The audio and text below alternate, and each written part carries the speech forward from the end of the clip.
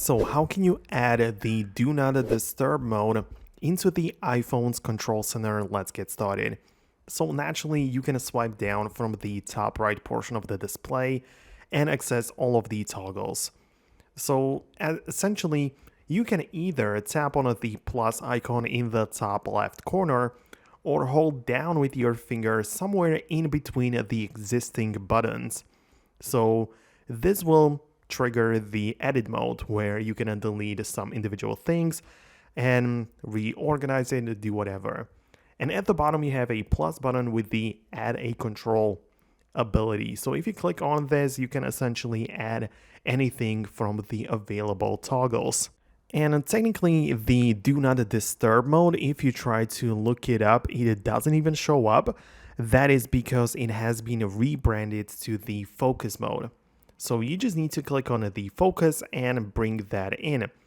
This is a toggle which isn't really resizable, so it will be in this rectangular format.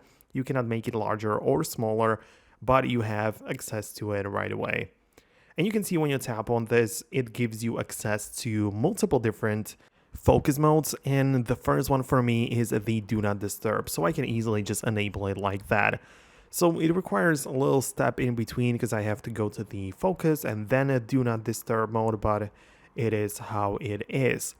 You should also know that if you go to the main settings app and go to the focus right there, what you can do is essentially delete all of the focus modes except for the Do Not Disturb, and then technically the control toggle there could only access the Do Not Disturb and not the others.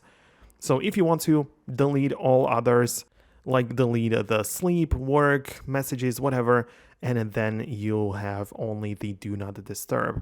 So that's how it works. Let me know below in the comments if you successfully managed to add it there. For more guides and tutorials like this one, make sure you stay tuned and I'll see you later in the future videos.